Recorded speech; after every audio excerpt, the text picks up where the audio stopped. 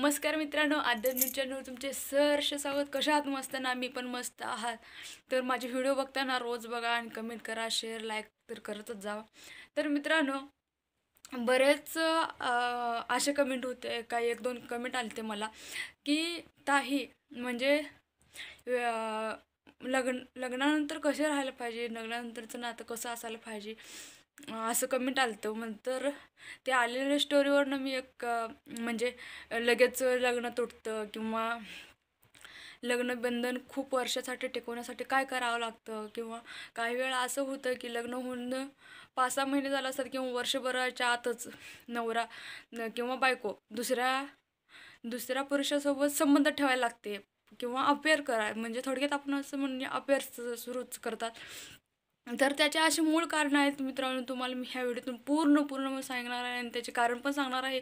जर तुम्ही हे टाळाल तर खरंच तुमचं सुखी संसार व्हायला संसार तुमचा सुखी होईल. तर चला तर मित्रांनो, मी व्हिडिओ सुरुवात करणार आहे.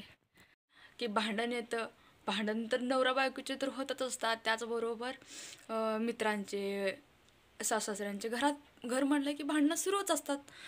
तर मित्रांनो, काही वेळा जास्तीत जास्त भांडणामुळे नाते असे तुटतात आणि ते नाते शेवटपर्यंत तुटलं म्हणजे पूर्ण आयुष्यच बर्बाद होतं. त्यातल्या त्यात जर लग्नाची नाती म्हणजेच लग्नाची नाती म्हणजेच लग्न झाल्यानंतर काही अशी नाती तयार झाली असतात दोन नवरा बायकोमध्ये, ती नाती टिकवून खूप महत्त्वाचं असतं.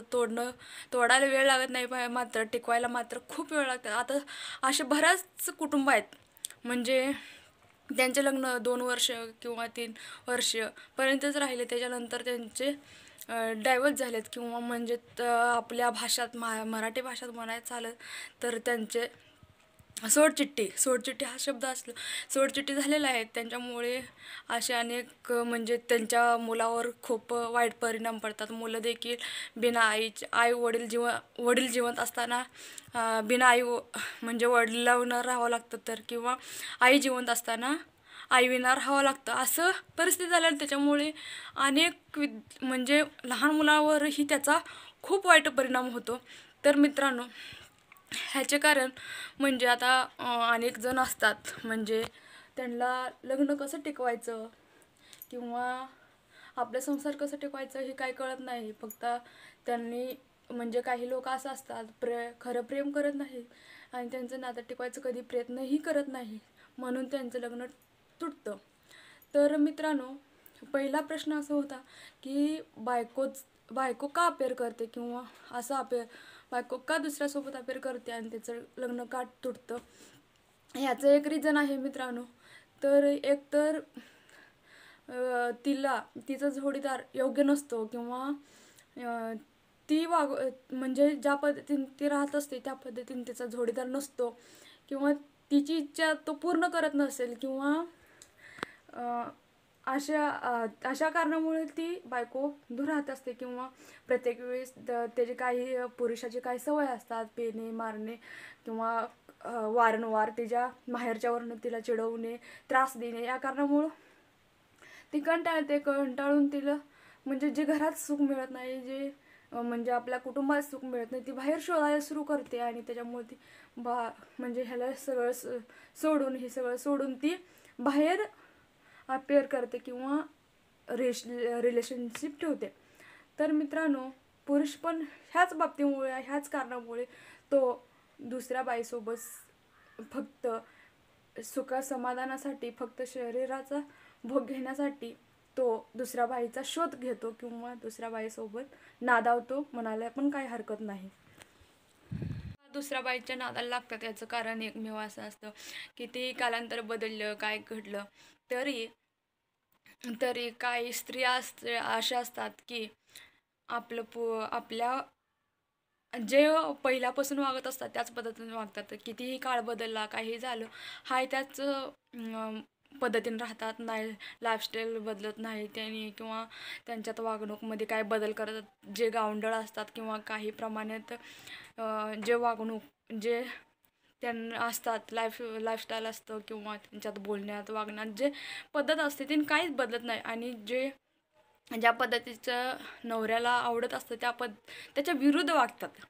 मग तो जे त्याला पाहिजे असतं, त्याला हवं असतं, ते त्याच्यात मिळत नसतं आणि त्याच्यासाठी तो बाहेर जो फिरत असतो, बाहेर काम करत असतो आणि बाहेरची जी पद्धत असते त्या पद्धतीला त्याला पाहिजे असतं. त्याला वाटत असतं आपली स्टेटस वाढली, आपली बायको पण आपल्या बरोबरची असायला पाहिजे, आपल्या लेवलची असायला पाहिजे, आपण म्हणजे ज्या पद्धतीचं काम करतो आपली बायको पण तशीच असायला पाहिजे. पण असं काही होत नसल्यामुळं पुरुष काय करतो तर बरेच स्त्रीसोबत संबंध ठेवायला लागतो आणि त्याच्यानंतर बऱ्याच वेळेस असे होतात की परिणाम अ, प त्यांचा परिणाम फक्त आपल्या मुलावर होतं.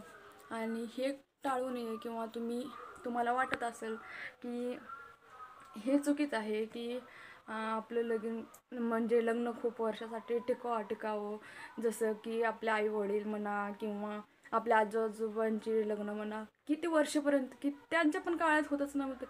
तेव्हा पण दुःख असायचं, काम असायचं, नातेवाईक जपायचे. पूर्ण तसल्या परिस्थिती देखील त्यांची पूर्ण आयुष्यभर त्यांनी एकसाथ राहिले, एकजूट राहिले आणि त्यात आनंदित खुश आहेत.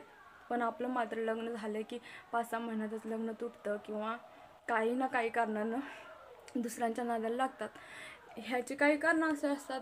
काळांतराने आपण पण आपलं बदलायला पाहिजे. त्यांना पण आपण ज्याच्याबरोबर आपण जगतो त्या पद्धतीने लाईफस्टाईलनुसार आपल्याला वागायला पाहिजे. आपण आपल्यातले बरेच असे बदलाव करू शकतो. आणि किंवा प्रत्येक वेळेस नवरा बायकोची आवड जपणे किंवा बायकोच्या मनात काय असेल दुःख, ते दुःख वाटून घेणे किंवा नवऱ्याच्या मनात नवऱ्याचं दुःख वाटून घेणे, प्रत्येक सुखदुःखात तो सहभागी होणे. त्याला ज्या पद्धतीनं नवऱ्याला आपण आवडतो त्या पद्धतीनं आपण राहणे किंवा नवरा पण बायकोला ज्या पद्धतीने तुम्ही आवडता त्या पद्धतीने राहणे. त्याच्यासोबत आपलं आयुष्य, आपलं भविष्य याच्याकडे लक्ष देऊन करिअर करत आपल्या मुलांचं जगणं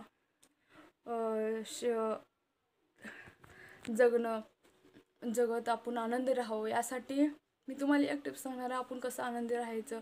प्रत्येकाला अडचण असते, प्रत्येकांची काही कारणं असतात. काही कारणामुळेच डायव्हर्स होतात किंवा ब्रेकअप म्हणजे लग्न तुटतं.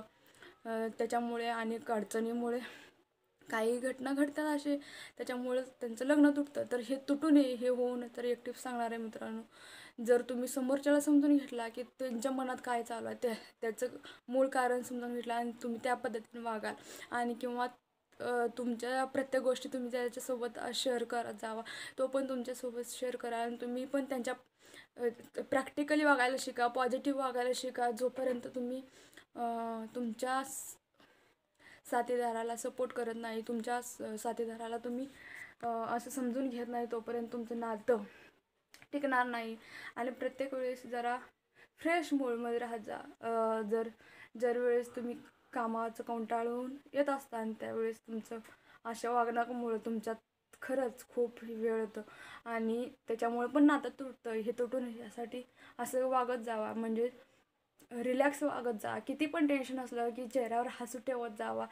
शेवटी थकून आलेला माणूस जर तुमचा चेहरा बघितला की त्याचा पूर्ण कंटाळा एकदम जायला पाहिजे. आणि तुम्ही जर चेहरा पाडून पडला असं दिवसभर एकतर कंटाळून यायचा आणि तुमचा चेहरा असा बघितला, त्याचे मन चांगलं राहत नाही आणि त्याचं मूडही होत नाही. आपल्याला साधं बोलत पण नाही, तो येतो, खातो, पितो, रोजचं झोपायचं, तुमच्याकडं दुर्लक्ष करत जातो. हे सगळं करणं टाळत जावा आणि